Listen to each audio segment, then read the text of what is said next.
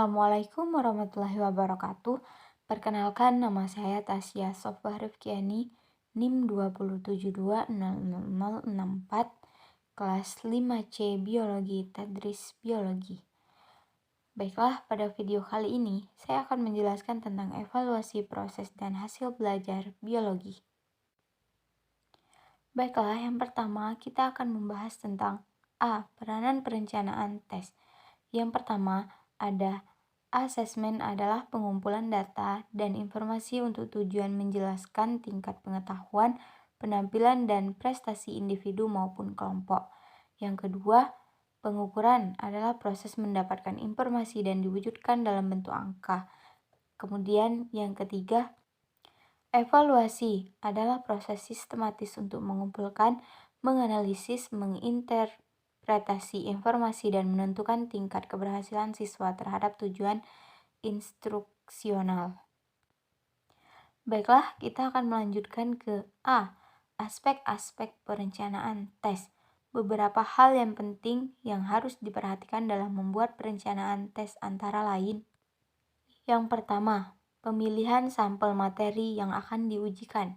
Pemilihan sampel materi yang akan ditulis butir soalnya hendaknya dilakukan dengan mengacu pada tujuan pembelajaran yang ingin dicapai.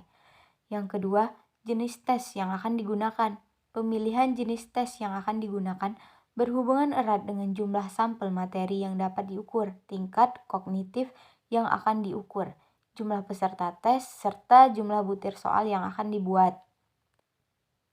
Nah, yang ketiga ada jenjang. Kemampuan berpikir yang ini ingin diuji. Setiap mata pelajaran mempunyai penekanan kemampuan yang berbeda dalam mengembangkan proses berpikir siswa. Yang keempat, ragam tes yang digunakan. Seperti telah dijelaskan sebelumnya bahwa ada beberapa ragam tes yang dapat dipergunakan sebagai alat ukur hasil belajar siswa, baik itu berupa tes objektif maupun tes uraian. Untuk tes objektif dapat dipilih tes BS, tes menjodohkan, atau tes pilihan ganda. Selanjutnya tes pilihan ganda dapat dipilih lagi menjadi A. Melengkapi pilihan atau ragam A, kemudian B. Hubungan antara hal, ragam B, C. Analisis kasus atau ragam C, dan D. Ganda kompleks atau ragam D. Nah, yang kelima, sebaran tingkat kesukaran butir soal. Yang keenam, waktu yang disediakan untuk pelaksanaan ujian. Lamanya waktu ujian merupakan faktor pembatas yang harus diperhatikan dalam membuat perencanaan tes. Nah, yang terakhir yaitu ada jumlah butir soal. Baiklah, kita memasuki bagian B, hubungan perencanaan tes dan kisi-kisi.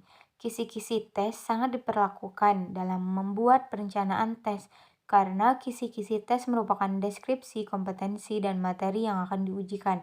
Tujuan penyusunan kisi-kisi adalah untuk menentukan ruang lingkup dan sebagai petunjuk dalam menulis soal. Baiklah, mungkin hanya itu saja materi yang dapat saya sampaikan pada video pembelajaran pada kali ini. Kurang dan lebihnya saya mohon maaf. Wassalamualaikum warahmatullahi wabarakatuh.